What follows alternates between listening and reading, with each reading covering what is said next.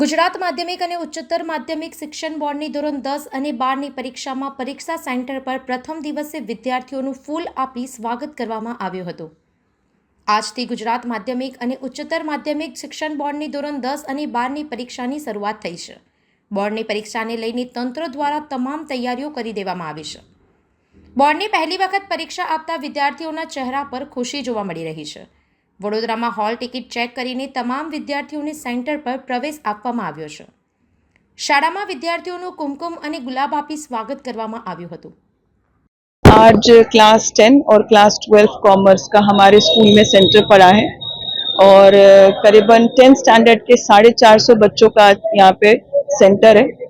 School ने अपनी तरफ से पूरी तैयारी की है।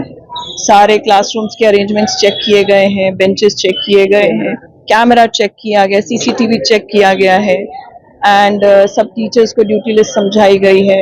हमने बॉम्ब स्क्वाड के हिसाब से अपने टीम में भी एक छोटा सा यूनिट बनाया जिसमें टीचर को ड्यूटी दी गई थी। सब कुछ चेकिंग, वैसे तो हमारा रोज का ही चेकिंग है ये, पर फिर भी हमने आज अलग से चेकिंग की है।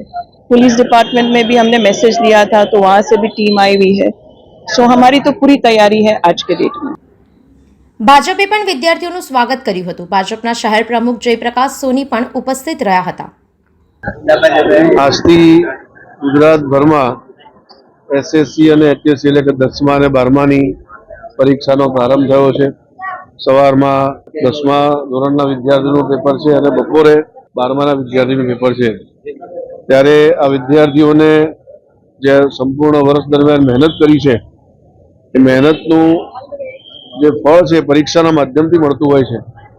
ત્યારે તૈયારી કરીને સારી તૈયારી કરીને જ્યારે પરીક્ષા આપવા માટે આવી રહ્યા છે ત્યારે એમનો ઉત્સાહ વધારવા માટે અને એમના ભવિષ્યની સારી કામનાઓ માટે ભારતીય जनता पार्टी વડોદરા મહાનગર દ્વારા પૂરા શહેરમાં આવેલા તમામ આવા સેન્ટર પર વિદ્યાર્થીઓને પુષ્પગુચ્છથી all the best of luck જેવી શુભકામનાઓ આપવામાં આવે છે।